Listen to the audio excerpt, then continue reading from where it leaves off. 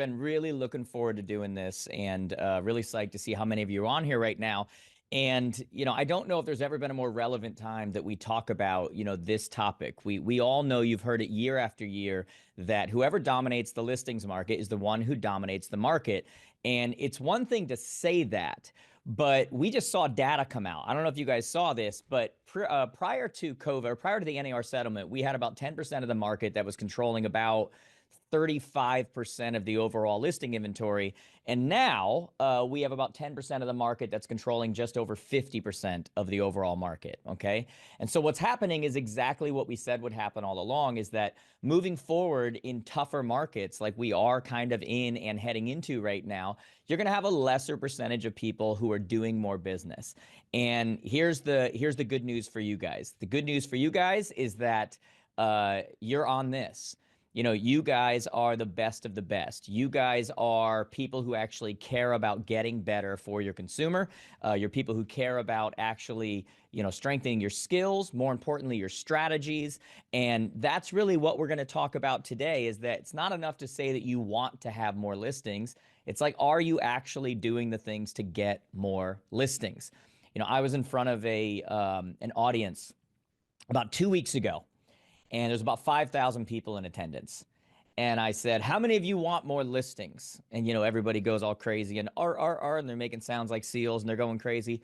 And then you say, who can come up here and tell me at least two things that you do every single day specifically to actually get those listings you say you want? And the audience was silent, because we have a huge disconnect between what we say we want and what we actually do every day. And you can either hear that and go, oh crap, I'm such a loser, how come I don't do better? Or you can hear that and say, it takes so little to separate yourself. Like, it takes so little because you're what we call your competition. They're just like many of you, they're out there just being busy and trying to get things done, and they're not really sure what they should be doing, every single day. And so attending something like this is going to help you with that.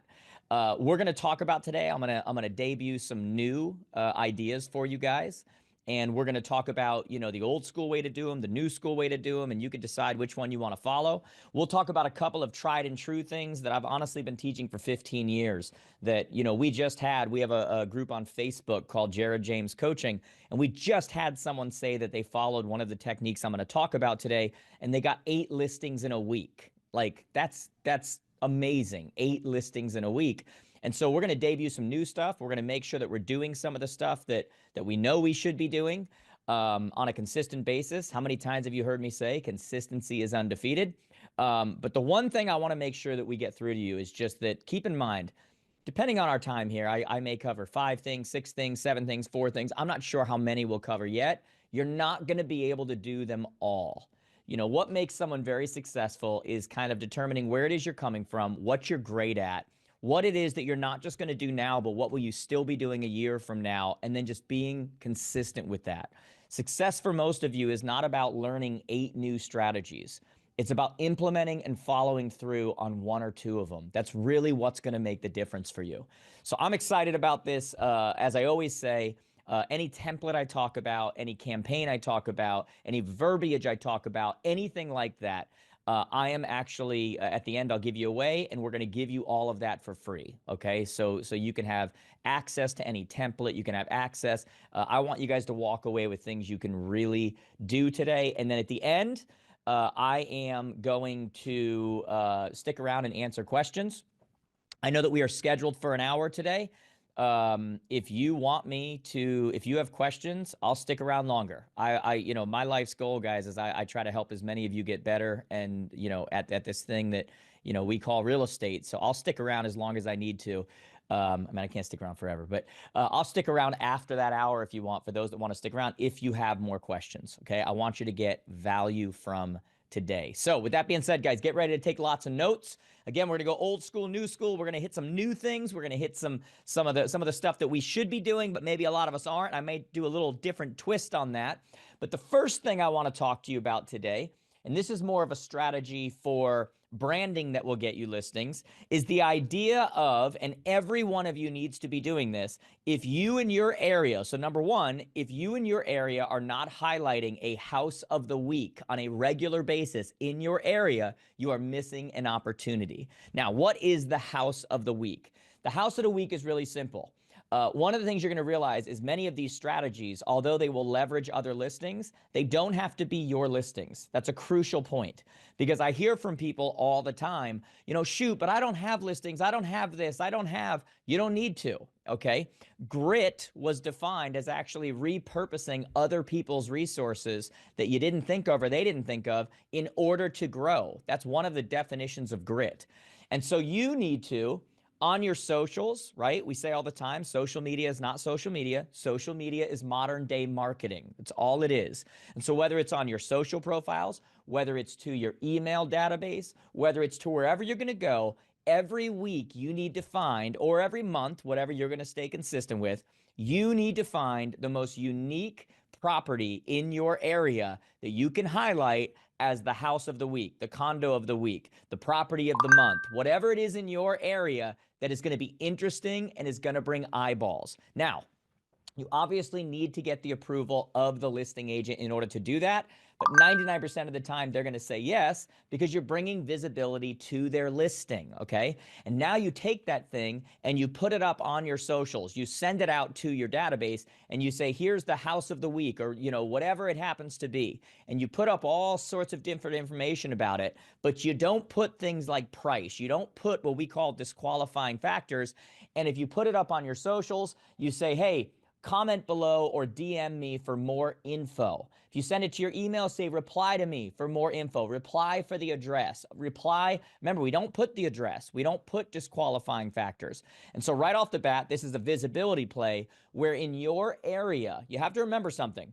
There was a study done and they said that the average person in a local marketplace can remember between 2 and 3 people from each industry. So that means that the average person can remember about 2 doctors. They can remember about, 2 different gyms. They can remember, I think we all would agree, are there more than 2 to 3 agents in your area? And so the key is for them to remember us, right? Visibility trumps ability. And so before we get into all those other strategies, we first need to make sure that we are doing things on a regular basis that are a brand play, that make people remember us, that make them think of us. And when they think of us listing properties. And so when you're doing a house of the week, a property of the month, a condo of the week, whatever you want to call it, when your marketplace sees that on a regular basis, what do they start to associate with you? That you list properties, even when it's not your property. That's how people start to think about it, okay? So number one, brand play, you're going to start doing house of the week, property of the month, whatever you will stay consistent with. The second one, this next one is one that we just started doing with our students and is working crazy well, okay? This one is called the neighborhood referral letter. Now, when you sell a property in an area, okay, like you list a property and you sell it, there's all sorts of different kind of circle prospecting and things we can do that we're going to talk about today.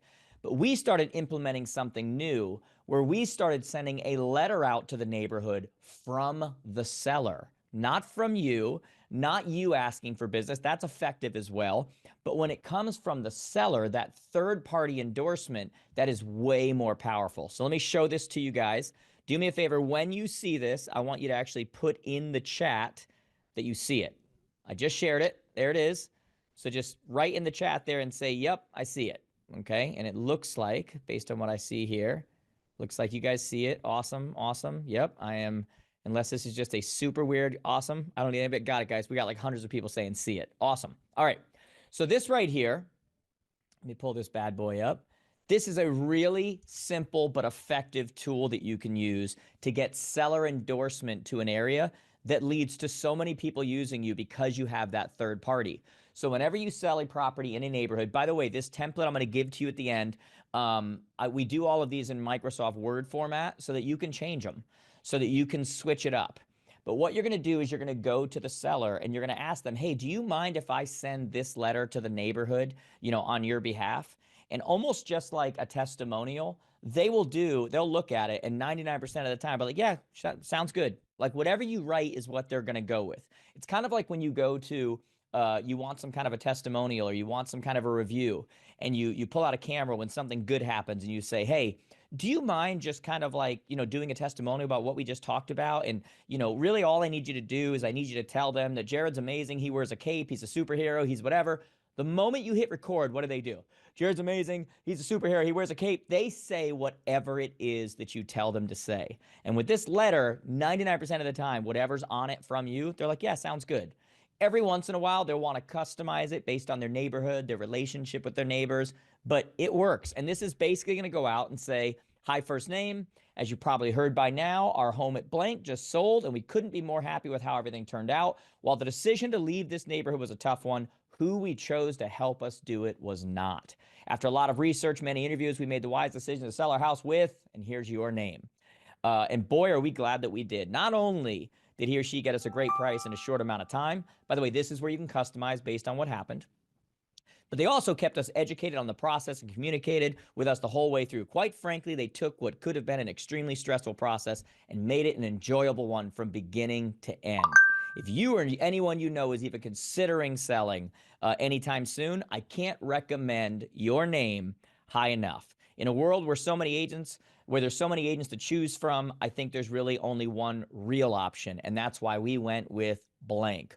Boy, are we going to miss this neighborhood, but we're so ready for the next chapter in our lives, and it's just something along those lines, okay? Now, you do something like that, and what you guys are going to notice is some of these strategies are so stupid simple, but they work. And the only question is whether you are doing them and you're doing them consistently. One of the things you're going to hear from me over and over again, and something we tell our students over and over again, every action deserves a reaction, right? Every action deserves a reaction. If you aren't running your business in a way where every action is generating some kind of reaction, then that means that you're always just kind of hoping. You're always just kind of, what you want to do is you want to set up systems and processes like this one. Whenever a home sells in your area, this is what goes out. And can you imagine how effective that is when it's not just from you, it's from their friend, it's from their neighbor, it's from the seller, third party endorsing you. We've had wild success with that, okay? So that's another one of the strategies. And by the way, I see some of your guys' questions in the chat. Yeah, you guys, you can edit these and you can make them for a buyer. You can make them for, get creative. I'm literally just trying to give you some ideas here on things you can do. At the end of the day, it's more about you actually following through and implementing them. And it doesn't have to be exact. That's why I give them to you in Microsoft Word format. So you can take it and you can adjust it to your area. You might be in New York City and it's a little different with how things are, set up. You might be in, downtown, lower Mississippi where things are a little more, you gotta adjust it to your area. But what you don't want to do is overthink it, because there are two things that agents and brokers always love to say. They either love to say, nobody's doing that in my area, or everyone's doing that in my area. Where's the win in either one of those, right? So what you want to say is, whether somebody's doing it or nobody's doing it, I'm going to do it. That's the only doing it that matters. I'm going to do it. Because otherwise, your results are guaranteed. They're nothing, right? Next one. Now, this is a strategy that I have taught for ever since post-COVID. So I'm going to teach you the strategy, and then I'm going to talk about some ways that you can actually now flip it, and I'm going to teach you some new ways we haven't talked about that you can leverage it in new ways, okay? So the strategy I've taught for years that I'm still going to teach here because it still works is the idea that you want to leverage every single buyer for potential sellers. The number one way to get sellers is your buyers. If you want to catch the mice, you got to have the cheese. And so every time you're working with a buyer, you have the potential of a seller, because you have something that the next seller wants. And you need to be able to get in front of those sellers before they actually put a sign up. Because by the time that you see that a property is listed, it's too late, right? At that point, they've already working with someone. So you need to get to them ahead of time. So how do you do that? You leverage your buyers. So what you're going to do is, step one, this is the one we've taught year after year, and then we'll go to the new stuff. But step one, every single buyer, not some buyers, every single buyer. And keep in mind, you could do this with your buyers. You could do this with buyers from your brokerage. You could do this limitless, right? And what you're going to do is, when you have a buyer and you know what area they're looking in, you know what they're looking for, you're going to make a very simple video. and you're just going to be like, hey, everybody. And by the way, people always go, what's the lighting when I do a video? What's the lighting? What's the camera? What's the microphone? This, and this. It's all you need. This right here. My videos that have the most views are just this. I put up a video yesterday. It's about to cross 100,000 views on one platform. It's just this right here, me holding it up. Don't overthink it, okay? And so, hey, everybody, just wanted to let you know I'm working with a buyer right now that is looking in the so-and-so school district that is looking for an up to 4-bedroom, up to 2-bath, up to 2,000 square foot home. Unfortunately, due to the high or the low demand or high demand right now and the low inventory, we've been unable to find them anything. But can you do me a favor? If you know anybody who has something or is thinking of selling in that area, can you let me know right away? I may be able to sell their home without it ever hitting the market, okay? Now, when you do something like that, and then you decide like what your call to action is going to be. Hey, depending on what platform you're putting it on, comment below, shoot me an email, shoot me a DM, a direct message, whatever it is, do it according to the platform. So if I was taking that video, I would put that on Instagram. I would put that on Facebook. I would put that on YouTube Shorts. I would put that on TikTok. I would put that on all of those platforms. You don't have to put a budget behind it, but you take that and you put it out. Remember, the words that you use in today's world, we used to have SEO, search engine optimization. And the way that you would get SEO is that you would put blogs and such up on your website. Now, every video you make, the words you use are transcribed automatically, and those become SEO. So you want to use very specific words to your area, to home buyers, to sellers, to whenever you make a video, that's what you do, okay? And so very simply, you've got a buyer looking for an up to 3-bedroom up. Hey, everybody, just wanted to let you know that I've got a buyer right now that's looking in the so-and-so district for an up to 3-bedroom, up to 1-bath, up to 1,500 square feet. But unfortunately, due to the low inventory, I've been unable to find them anything. But whether it's on the market or not, I'm committed to getting it for them. And then you use the verbiage we use over and over. Hey, can you do me a favor? If you or anyone you know is even considering selling, can you please let me know right away? I may be able to sell their home without it ever hitting the market. That video should be done for every single buyer you work with because those buyers are an opportunity for a seller. Now, we also need to go beyond just doing the video. The video is important. And again, you can put it out organically, or you can take that video, put it up on Facebook, Instagram, YouTube, TikTok, put budgets behind them and actually reach potential sellers. And now you're getting messages from people saying, well, what's the price? Well, what's the exact area? What's the, all these questions. Notice we did not name what the price was. We didn't name those things, disqualifying factors. We want people to have to message us and say, hey, my mom is thinking of selling. What price range are they looking up to? And now if their price range doesn't match what that potential seller is thinking of doing, we still have the opportunity to conversation because this business is not about closings, it's about conversations. So all of your marketing should be with the goal of creating conversations. More conversations equals more closings, right?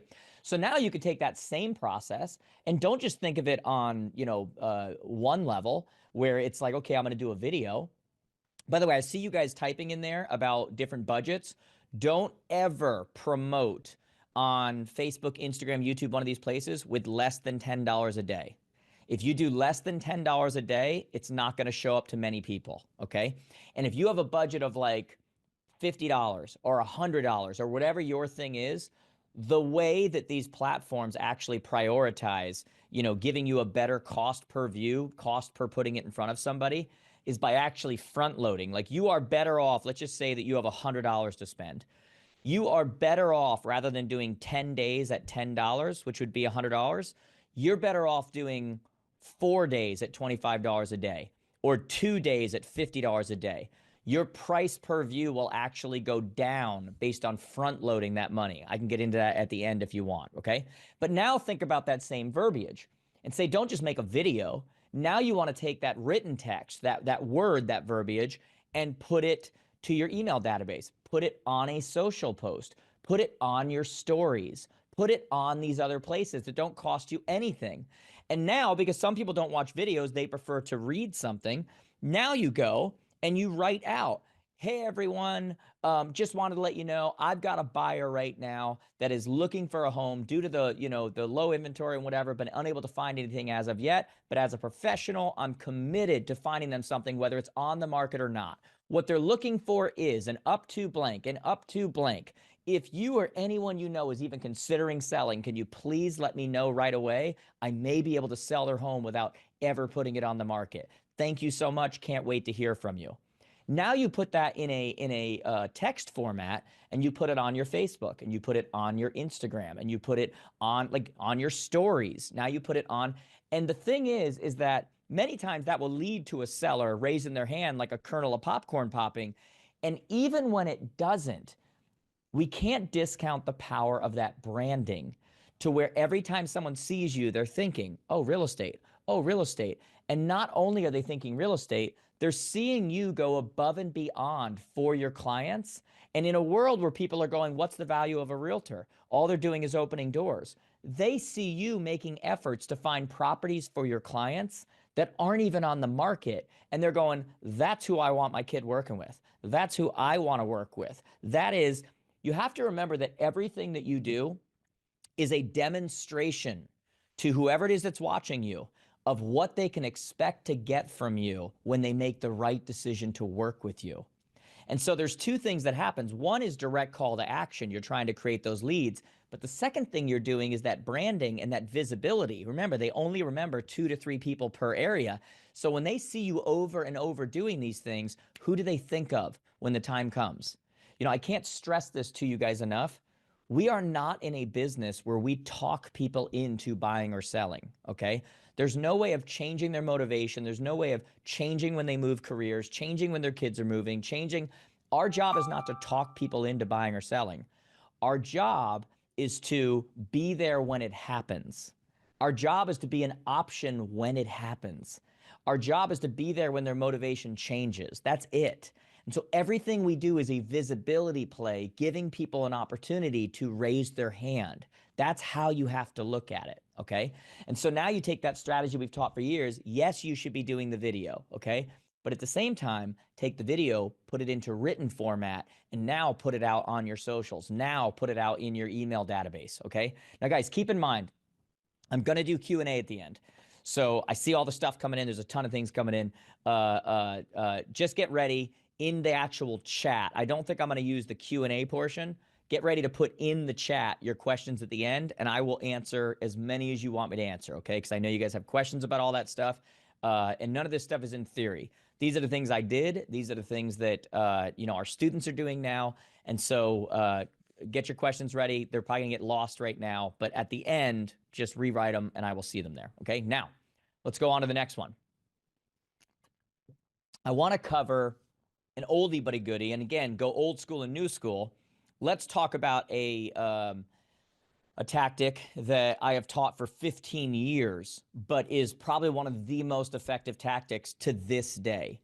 And it really leverages the idea that, again, every action deserves a reaction. So I'm going to talk about 3 strategies with you, okay? And we can do them through letters. We can do them through social. We can do them through door knocking. We can do them through whatever it is. But the point that I want you to remember when I go over these next 3 is that every action deserves a reaction. That's how you have to be thinking. So we know statistically that when a listing hits the market, within 30 days, another listing in that neighborhood comes up. Another property is listed. Within 6 months, 2 to 3 more get listed. So the only question is, how do we get in front of that next level of people who are going to raise their hand? Well, first off, we know that when something is listed, that is our signal to know, hey, what's going on here? Like, there's another one about to come up. How do I get in front of them? So the first thing you're going to do with this first one of my favorite techniques I've ever taught, called the new listing prospecting letter. Again, guys, at the end when I give you the link, I'll give all of these templates to you, okay, for free. So this one's called the new listing prospecting letter. What you're going to do, depending on your setup, your infrastructure, whether it's you, whether it's an assistant, an admin, a marketing person, a virtual assistant, whatever it is, you have to think through that lens as I give this. What you're going to do is that you are going to save a search in your MLS for all of the neighborhoods that you want listings in. so that whenever a listing comes up in one of those neighborhoods, you're notified immediately. Because what happens when that listing comes up? Within 30 days, another one's coming up. And what you're going to do is when the first level of it is that when that is sent to you, and now we know that a listing came up in that neighborhood, you're going to send out this new listing prospecting letter to the nearest 50, nearest 100 houses, depending on your area and how it works. And this letter goes out to all the neighbors, and it's not your listing, and you're not saying it's your listing, okay? You're not trying to act like it is. And it goes out, and it just basically lets all of those nosy neighbors who want to know what's happening, and it says, hey, just wanted to let you know your neighbor's property was just listed over at blank and thought you might want more information you can't find online. Guys, that last line right there means everything in the world, okay? It's like the difference between when like your spouse or somebody, instead of saying I love you, they just go love you, and you're like, where's the I? Like the little things matter, right? And so you want to say, hey, your neighbor's property came up over at blank, and I thought you might want a little more information that you can't find online. And now they're like, what's on there? Yeah, I want to know. I want to know every detail about it. I'm a nosy neighbor. And then it goes through a few other things. Again, I'm going to give you this template. And then it leverages Communication 101. And Communication 101 is the idea that, it's not what you say that matters, it's what they hear. And so it goes on, it says, hey, by the way, your neighbor's property being listed may have changed the value of yours. Would you like to know how it may have changed? And when that goes out to the neighbors, you are not looking for the 49 no's, you're looking for the one yes. Imagine if you were doing that every time a listing came up in a neighborhood that you wanted a listing. This letter went out and went, hey, just wanted to let you know your neighbor's property just came up over at blank. Thought you might want some information you can't find online. By the way, your neighbor's property being listed may have changed the value of yours. I said change the value. They heard value went up. May have changed the value of yours. Would you like to know how it may have changed? Question mark. Let me know. I'm going to be at this number until 7 p.m. tonight. That's called dropping a deadline. Or you can email me at blank. And now you're just out there searching for those one or two people, but you're doing it consistently over and over at every neighborhood that you want listings, so that you're giving yourself an opportunity over and over again. Okay? So a listing coming up in your area is an opportunity. Every action deserves a reaction. Now, you can send that letter. If you live in the US, quickest and easiest, cheapest way is just go to USPS.com, United States Postal Service. They have a little thing under the marketing tab, EDDM, Every Door Direct Mail. You can mail out by actual mailing routes, and it's about 18 to 20 cents per home. Different countries, Canada, have other ways, but I'm just telling you that's the easiest way in the US. But you can send that out, or you could also, a Remax agent Q, we were doing this, when he was going around to the neighborhoods. And he would actually go and take the publicly listed MLS sheet. Not, you didn't list it, but it's a publicly available MLS sheet. People don't like it when you knock on their door and disturb them when you're trying to sell a vacuum cleaner. When you've got info on their neighbor's property, they want to know it. They want to be in the know. And so if you don't have the money to be sending that out, well, then you've got the time. Go grab 50 publicly listed MLS sheets of that. 50, go walk the neighborhood, knock on the door. Hey, I don't want to bother you. I know it's annoying when people show up. I just wanted to let you know your neighbor's property just came up for sale, and I thought you might want more information you can't find online. And when you're doing that and you're handing that forward, guess what they're doing? They're taking it from you. Law of reciprocation. They do want to know more. And when you give them something, they feel like they want to give you something back. And now you're answering questions about the property. You're telling them about it. And at some point, you have two different closes.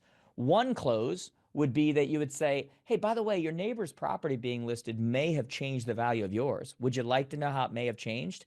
The answer is yes or no, right? We don't make people move. We're just there when it happens. But the second close during the course of the conversation is just going to be, nobody sells the neighborhood like the neighbors. Is there anybody you can think of who would want to know about this, who wants to know about it before all the other masses of people get in here that I can get to and get them all the information now they can't find online? Now I'm looking for a buyer that wants to come to the neighborhood, okay? And so it's funny because these types of tactics are a way to potentially be in front of potential sellers, potential buyers on a regular basis, and yet all of us are busy, but we're not all productive, okay? So that's new listing prospecting letter. What about buyer neighborhood letter? Buyer neighborhood letter, another tactic I've taught for years but works so well, is the idea that you go and you show a property and they don't buy the property. Happens a lot. I know, guys, it's annoying, but it happens, right? But if you showed that property, that means that it's listed, which means within 30 days, what's going to happen? Another one's coming on. And you have something that that next seller is going to want, a buyer. So now you send out this letter to the neighborhood and it says, hi, so-and-so, just wanted to let you know I showed your neighbor's property over at blank on Tuesday at 8 p.m. to my buyers, Johnny and Sandy.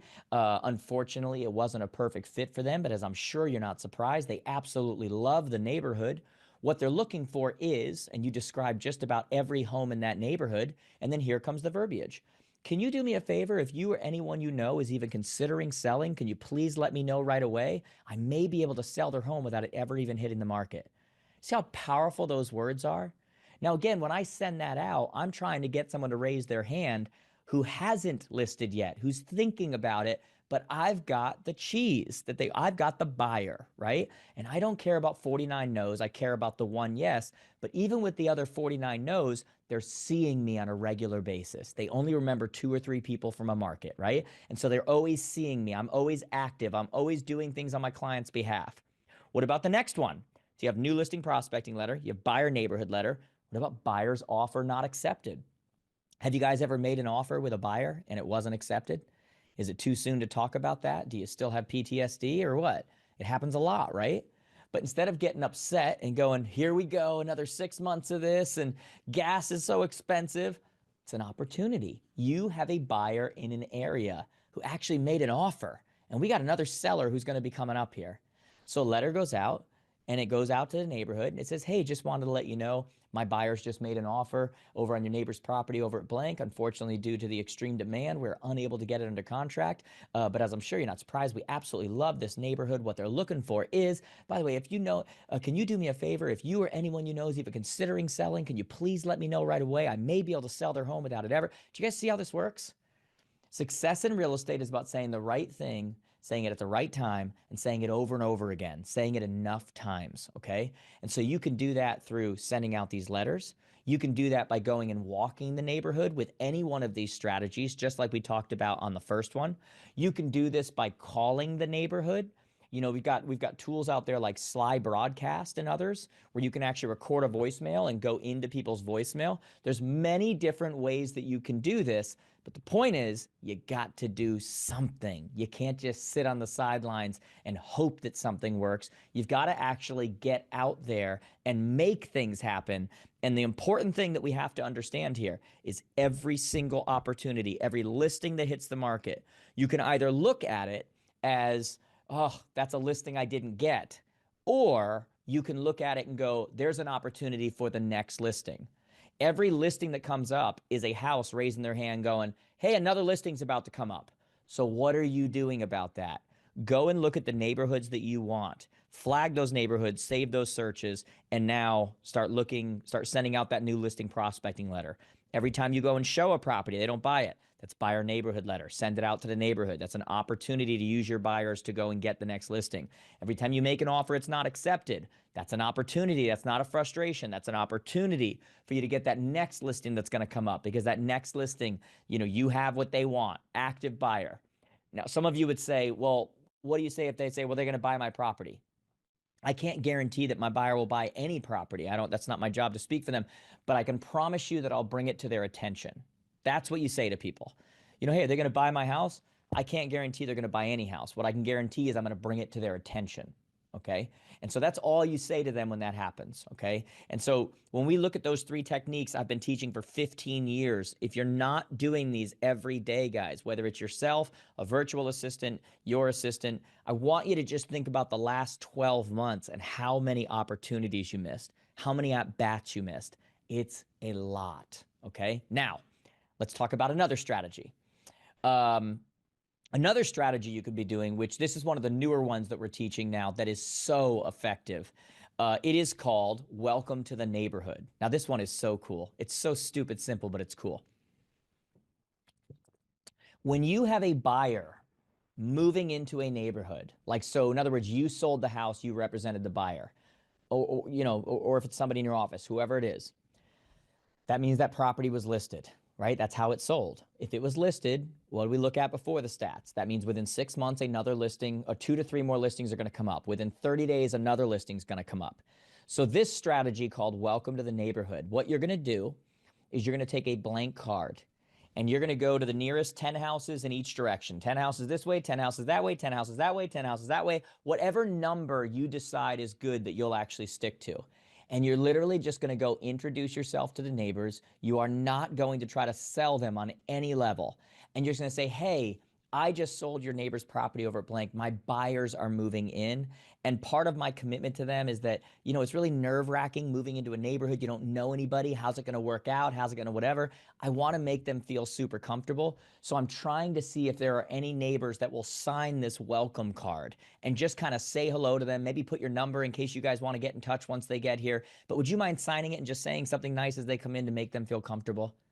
And what's going to happen now is you're going to have all these neighbors around that are like, oh my God, I want to meet who it is. Like, who are they? What's the situation? Do they have kids? Do they have, whatever it is? And they're going to start talking. You're going to make your buyers so happy, right? They're going to go in and now get an idea of who the neighbors are, have numbers for neighbors if they decide to give that, whatever it happens to be. And watch what happens when you start having those conversations with those people around that house that your buyers are going to move into. One of them is still going to sell. 2 to 3 in the next 6 months. You've now met them, which means while you're talking to them, what do people bring up when they talk to a real estate agent? They bring up real estate. And so some of them are going to start being like, oh my God, so what was that? What did it go for? What's this? We've actually been thinking of selling. I've heard this about the market. Conversations, okay? But it's done in a way where you're not putting any pressure on them. You're not putting anything like that. You're literally just saying, I just want to welcome the buyer. It's a nerve-wracking experience. I want to make it as comfortable as possible for them. I know how stressful moving is. And now you're looking good on both sides to them, and you're having conversations with future sellers. One of which is going to happen the next 30 days. Another one, 2 to 3 more, going to happen in the next 6 months. Okay, does that make sense to everybody? That's a new one that we're debuting here that we started doing with some of our students, kind of see how it's working. It works amazingly.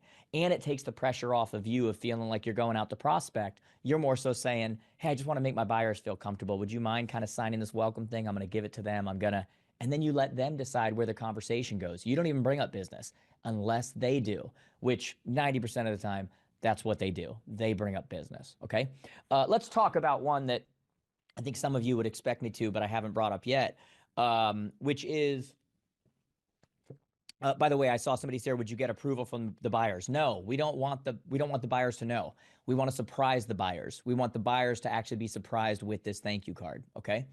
Another one right now that you all could be doing, when we talk about that branding, that visibility, that being in front of people, visibility trumps ability, all of this stuff that's coming out in the marketplace, okay, I'll use an example from the US, but I know we have people on here from Canada and other places as well, and it applies to anywhere.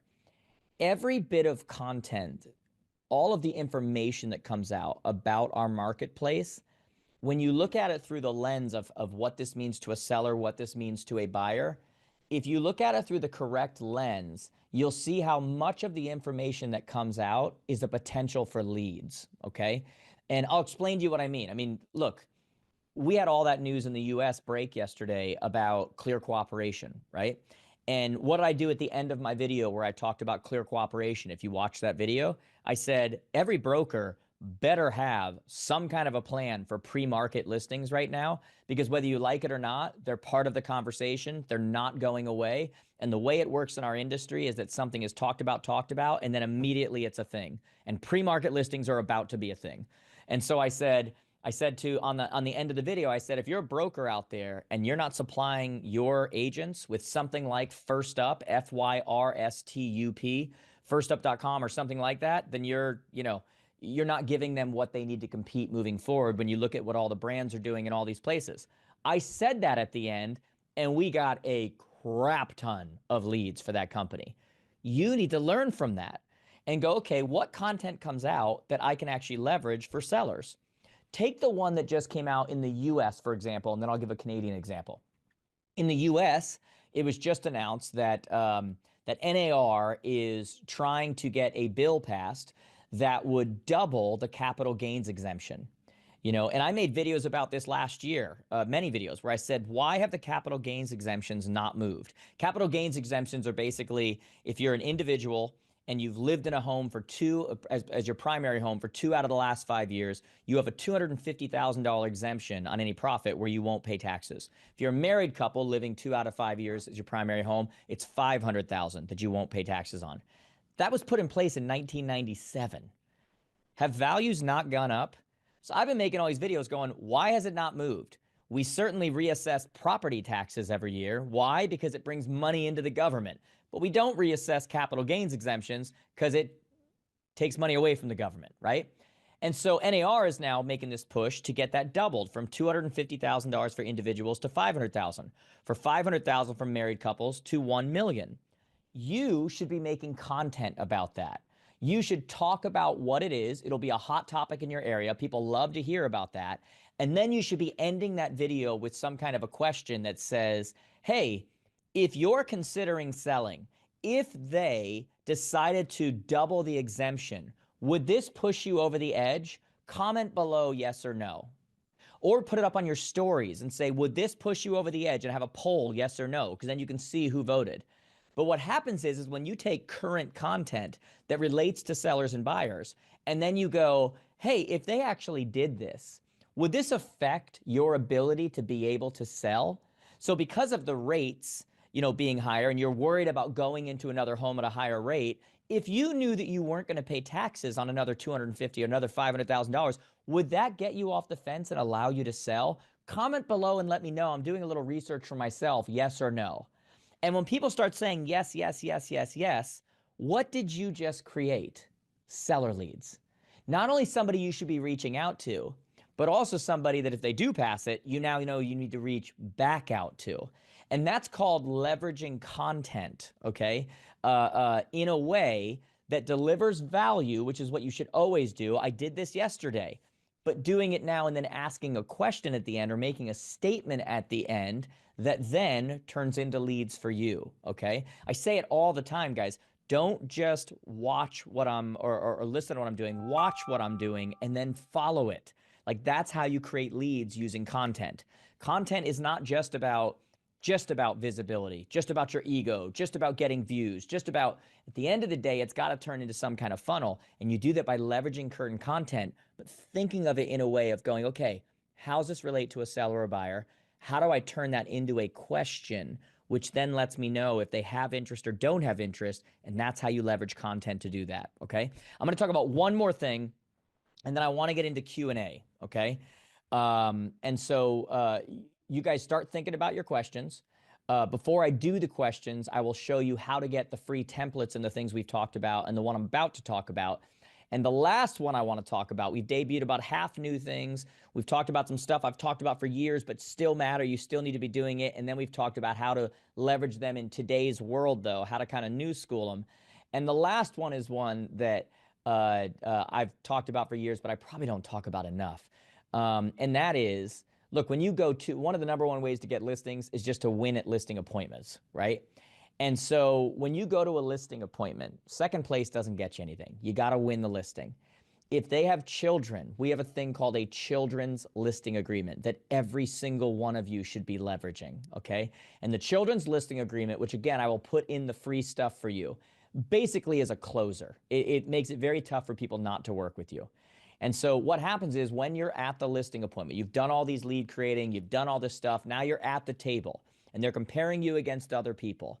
If they have children, before you do the presentation for the adults, you're going to take out this this children's listing agreement. You're going to call the kids over. You're going to change this up depending on, what age they are. And so that's why we do it in Word format for you.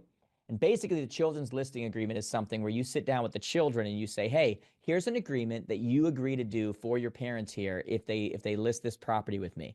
You agree that every time there's a showing, your room's going to be cleaned up, that this is going to happen, that that's going to happen, that that's going to happen. And if you do that, after this property closes, you're going to get a $50 gift card to Amazon. You're going to get a $50 gift card to some gaming place. You're going to get a $25, whatever it is. And then that child or the children sign the agreement. Okay. Now, when they sign the agreement before you've ever even gone through everything with the actual sellers, Good luck to those parents trying to go with somebody else. It will not happen, because if you want to see kids divorce their parents quicker, have them see that they could have gotten something through an agent. They like you, not to mention the parents like that you're involving the children. Likability is one of the #1 reasons people work with you.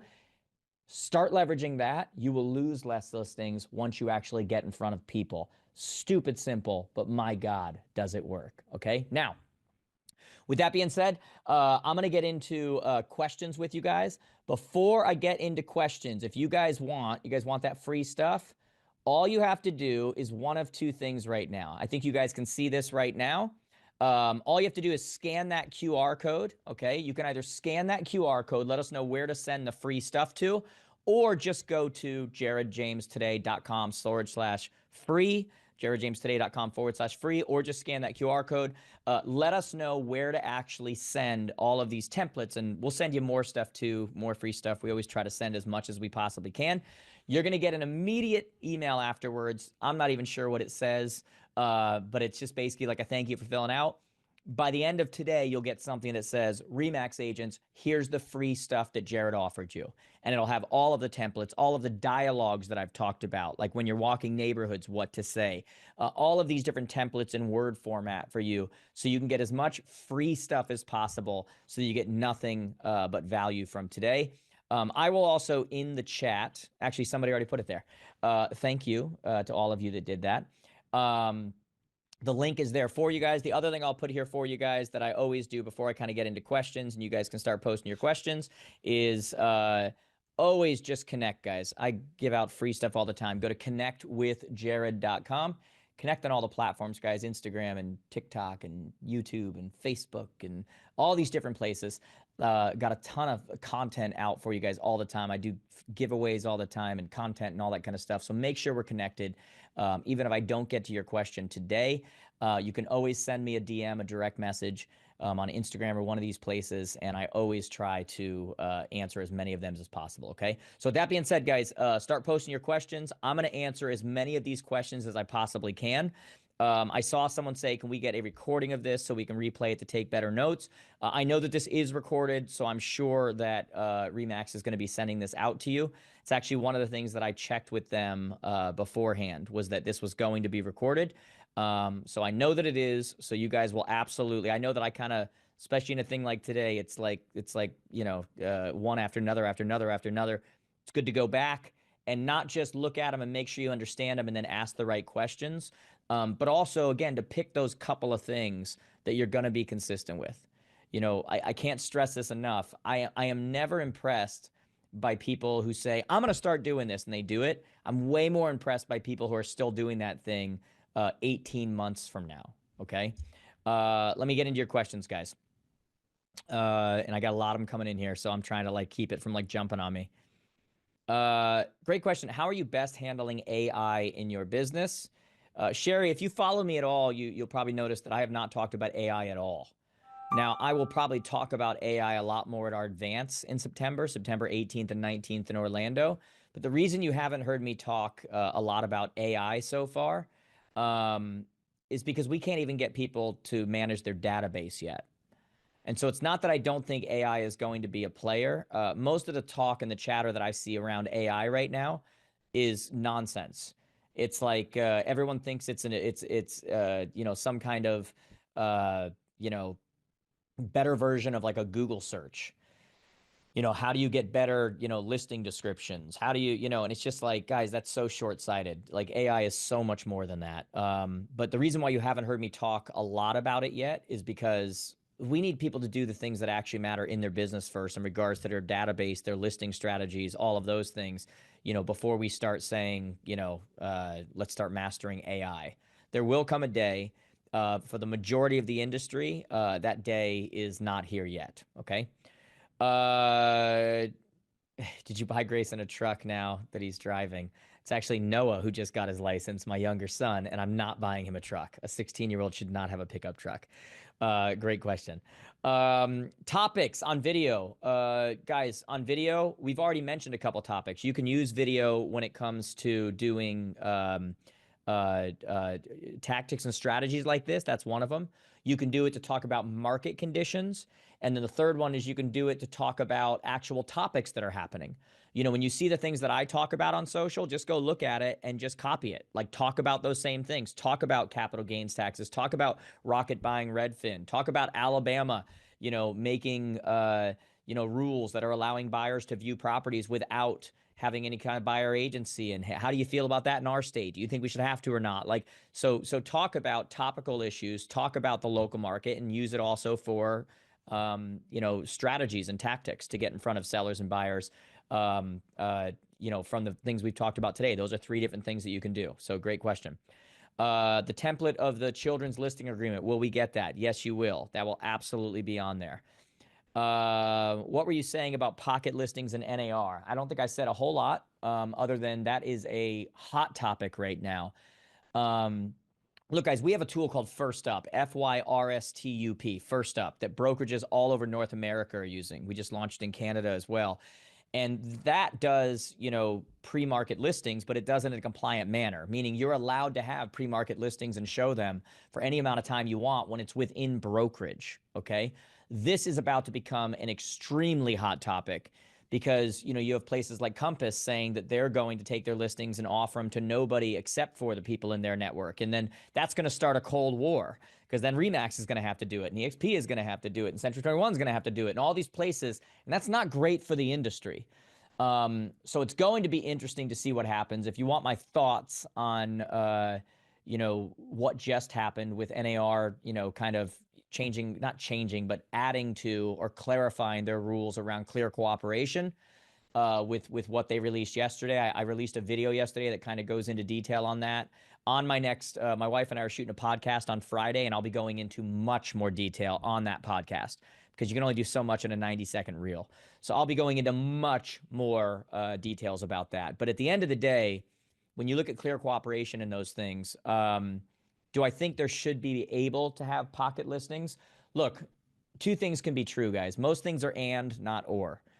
And so we can say that, a property is always going to get more attention, more eyeballs by being on the MLS and being publicly available to agents and brokers.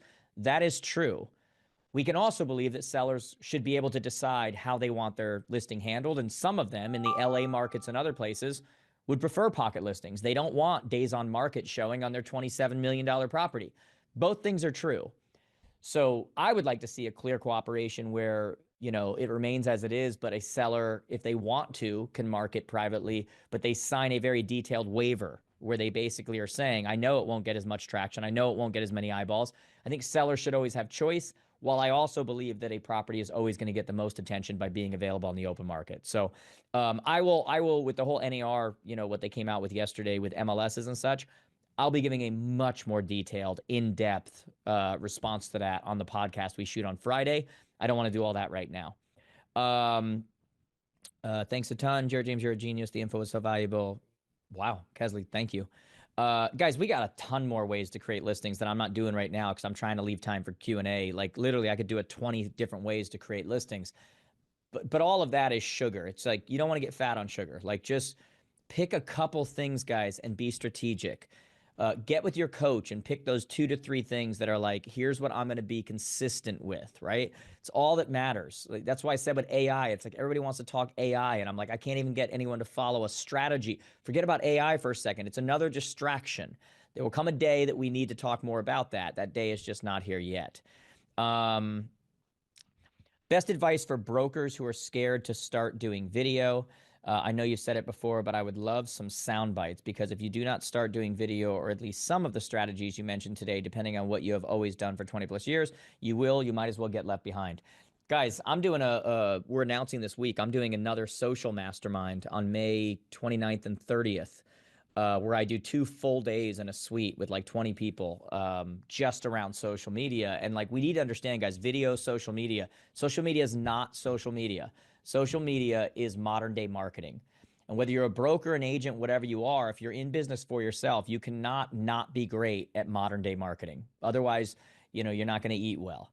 And so what I would tell someone who is a little bit afraid of video, or, not sure what to do with video, One of the really cool tactics you can do just from a very, tactical strategic point is when you're sitting down doing meetings or you're talking and you're, or whatever it is, just kind of set up your phone and let it record. No one's ever going to see it. Just get used to it recording, okay? Like that's it. Just kind of get used to that dialogue because that's something where I think a lot of times that red light goes on and people kind of, they're like, "Oh my God, what's happening? What's happening?" The next thing is that the beauty of our world today is that the type of content that actually works, the type of videos are those green screen videos. And if you go to my like Instagram profile, you'll see a ton of green screens where you have a screenshot of the article and then me talking about it. The pressure for us to come up with content in today's world is gone. We can literally just talk about content that's coming out on realestatenews.com or nowbam.com or Inman or whatever. We can just talk about it. The pressure on you to come up with content is not there anymore. Okay. And so I think sometimes that we're always trying to, make the right decisions at all times and what's the right thing to say and I don't think we prioritize enough the idea of just fixing where we go wrong. Don't worry about right decisions. Worry about fixing things quickly. So just start making videos and commit to screwing up. When your goal is to screw up, you can't lose. So just know that it's not going to be great in the beginning, but it's not going to get any better. And all those people who are looking at you and judging you when you make videos, they're not making them. And yet the one who wins in today's market is the one who gets on this. Just like social media is not social media, it's modern day marketing. This is not a phone, okay? This is a computer in your pocket. We do everything except for talk to people. And so you as a business, you have to figure out whether you're a broker trying to recruit agents or whether you're an agent trying to recruit buyers and sellers. You have to figure out how to get on this in front of your people, your consumer. And that only comes through content. And I'll tell you that in my mind, the thing that I use to help me get ahead is that whenever I do something that's really uncomfortable, like making a video, and nobody hates making videos more than me, guys. Nobody likes hearing themselves or watching themselves. Serial killers like doing that, not us. And so what I would tell you is that when you go to make a video and you feel really uncomfortable, rather than assigning the meaning to that means you should stop, the real meaning you should assign to that is this is how everyone else feels as well. This is when they stop, which means this is when I get ahead. You have to start to assign the meaning and create the meaning there that when you want to stop, that's what everybody else does. And this is when you get ahead. When you break through that uncomfortable feeling, that's when you get ahead. So that's what I would tell you. Can we use the new listing prospecting letter for sold listings? I think you mean circle prospecting, when a listing already sells. Absolutely. You just change the verbiage a little bit, right? Instead of saying your neighbor's property came up, you say, your neighbor's property just sold. Okay. And this may have changed the value of yours. Would you like to know how it may have changed? And so that's why I give everything to you guys in Microsoft Word format. Okay. Is so that you can actually like change it up and do that. So absolutely. Great question. Let me see here. Great seeing you at the Broadmoor. Awesome. Before we even hit the market, do you think there's that's a pro for savvy sellers? Technically, the market is better. Before ever hitting the market, do you think that's a pro for savvy? Okay. Before ever hitting the market, do you think that's a pro? So you're talking about the verbiage of saying to people, I may be able to sell your home without it ever hitting the market. Do you think that's a pro for savvy sellers? I think that's a decision they have to make. If they don't feel like it's a pro, then they'll tell you that. And now you have a conversation with them and you say, great, well, then let's put it on the open market. Okay. And so the point is just to get the conversation. It doesn't mean that what you're saying to them is the way that it's going to go. They may contact you and say, well, what range are your buyers thinking about? I'm thinking of selling. I was thinking in the next 3 months. I'm not sure though. I feel like I might want it to go on the overall market. Well, we can only do that if we have the conversation. Once you use that hook to have the conversation, now you can decide what's best for them based on what they're telling you. It doesn't have to go to your buy. They might say, I want to throw it on the open market. Awesome. But that creates the conversation. Awesome stuff as always. Thank you. Missed you at R4. Missed you as well, by the way. I'm sure I'll see you guys at some point, especially doing these. Oh boy. Okay, of the things you recommended today, which 1 to 2 do you feel are most effective? Guys, that's a loaded question because it comes down to personality profiles and, most effective is whatever you do consistently. I can tell you that in my business, the 2 things that I would be doing without fail is I would be doing that action deserves a reaction, meaning the new listing prospecting letter, buyer neighborhood letter, buyer's offer not accepted. I'd be doing those strategies at every time that it called for it, and then content creation. I'd be doing those two things on a regular basis. But again, you got to decide what works for you. Do you need to get the listing agent's approval for the new listing prospecting letter? No, they don't own the neighborhood. You are not saying you listed the property. It's publicly available information. You are not marketing their property. You're not like, so no, you don't need that listing agent. Those other 49 people in the neighborhood are not owned by the listing agent of that property. You do not need their approval to go to people that they do not have authority over. So the answer is no. Great webinar. Thanks for all the information. When calling or mailing a neighborhood where our buyer is looking, do we include our buyer's budget? I have a buyer at 1.2 million looking for a tiny. No, because most of the time that's going to hurt. Again, that's called a disqualifying factor. People look at it and they either qualify or disqualify themselves. So you leave out that kind of information so that they have to have a conversation with you to find it out. And then if it turns out that's not in the budget or that's not what price range they're in, you're now having a conversation with someone who's a potential seller. Okay. But if you just put in disqualifying information and then they just go, nope, that's not the range, and they move on, you never have an at bat. You never have an opportunity. Yes. Jared, what is the site for your landing page for socials? connectwithjared.com. Very simple. Connectwithjared.com. And then the stuff for the free stuff we talked about is jaredjamestoday.com/free. And my team will look at that later today. They'll ask me what it was that I promised you guys, and then we'll send that out. Okay. Any advice to determine which neighborhoods in your market to use these strategies for? Yes. Which neighborhoods are the top ones that you want listings in? That's up to you. So if you're after a higher end client, then use these strategies on higher end. If you're after more of like a mass bulk, mass appeal type of thing, and you've got neighborhoods that are more like middle of the road, but you know that these are neighborhoods where, they're clean, you want them, then go to those. That's completely up to you. But it's almost like virtual farming, but it's strategic and it's tactical based on you knowing someone's about to come up. So you got to pick which neighborhoods those are. Okay. Date and location for Orlando. It's September 18th and 19th in Orlando, the Jared James Advance. Tickets are on sale now. We haven't started promoting, but they are on sale now at the cheapest you'll see them. jaredjamestoday.com/advance. We just opened up sponsorships. We just opened up all that stuff. Wow, amazing content. Thank you. What is disqualifying information for the house of the week? Correct. The main things are price and address. Okay. The things you want to use are things like, potential bedrooms, that kind of stuff. But like disqualifying, the two main disqualifiers are price and address. You want them to reach out to have to get that. Okay. Great question, by the way. What return address do you use for third-party client letters to the neighborhood? It's up to you. You can use your office. You can use your home, like whatever you go from. A lot of times these questions, guys, so we have a group on Facebook called Jared James Coaching. Such good things to post in that group. There's 25,000 other agents who are all there to help each other. You can ask them, guys, what's working for you? What are you using? What are you using to make the letters look handwritten or to make the envelopes look? What do you like? Leverage those kind of places. For the welcome to the neighborhood letter, what all are you telling the neighbors about the buyers? Well, you got to be careful with each area. Different areas have different rules. Obviously, you're not going to get into, what race they are or what, whatever. But at the time that somebody now is buying the property, you're not making any deciding factors anymore. It's not like they're determining whether they're going to buy, whether they're going to move, whatever it is. At that point, in most areas, check with your broker. But you're fine saying they have 2 kids or they have this. Usually those kind of conversations are completely fine. What was the site you said we can use to send letters affordably? If you're in the U.S., it's just USPS.com, United States Postal Service. They have a thing there's a drop down called business, and then there's a drop down called EDDM, Every Door Direct Mail.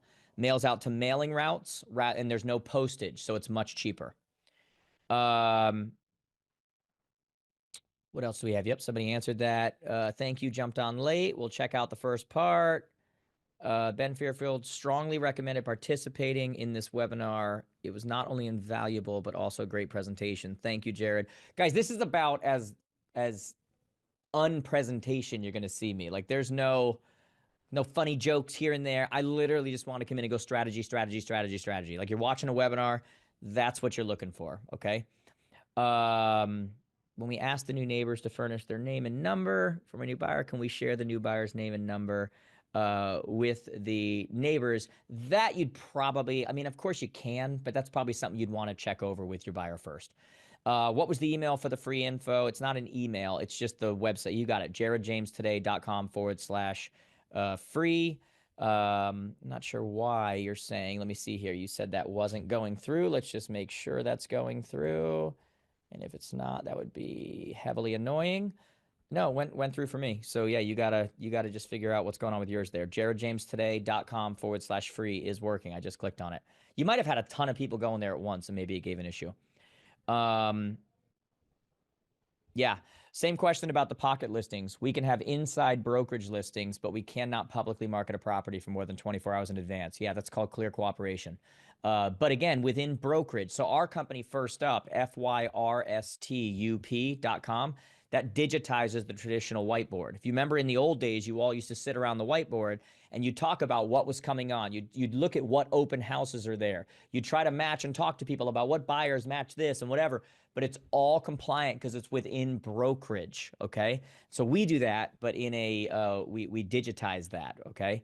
And that is, that's completely allowed. That has nothing to do with publicly listing. It's not publicly when it's within brokerage, okay? My wife, by the way, ran an MLS, so she knows all the rules and what's allowed and all that stuff. I'll answer a few more here, guys, because I told you I'd answer as many as I could. Is it ethical to say we may be able to sell the house before it hits the market? Of course it is, because you may. You have a buyer. Guys, don't overthink things so much. Like agents, sometimes you guys get so caught in this MLS and NAR and all this kind of stuff that you overthink things. You have a buyer. You're not saying they're going to buy it. You're saying you may be able to. You're allowed to match up a buyer with a seller. Yep, consistency. Yep, except for the one that got my attention. Yep, the referral letter, the seller referral letter will be in that neighborhood referral letter will be in what we send you. Okay, so I think you said you're in our academy or something. We have a Jared James Academy, and it's not in there. It'll be in the thing I send to you. Absolutely, that's a new one, by the way. That's why you're not seeing it. We're always coming up with new things, right? It's always this. When you teach these type of things, guys, when it comes to listings and other things. Look, there's a lot of things that don't change from year to year. Like you need to just follow the same strategy. It works, it works, it works. But what I'm always looking at is, okay, how do we take that strategy that works? What should we still be teaching that works? How do we adjust it for the new world we live in when that's necessary? And then what are the new tactics based on people using new tools and new, so I always try to mix those things up. What return address? We already talked about that. Welcome neighborhood letter. Yep, you could do it. You could do it walking or by mail. Absolutely. The address again is jaredjamestoday.com/free. Or if you want to connect with jared.com. I'm seeing a lot of, there's just a lot of stuff here, guys. There's a lot of questions. How many of you are on here, by the way? I have not even looked at that. We have over 1,000 people on. That's awesome. Yeah, Sarah, get business cards when you give one so you can control the connection. Absolutely. Guys, one of the good things to do when you're talking to somebody, especially when you're walking a neighborhood, is if you're going to send them anything that you don't have in front of you, don't ask for their, is it possible? Can I, just say, hey, what's a good email for me to send it to? Or what's a sell? I'll text it to you now. Just assume the sale. That's how you get the information from people. Okay.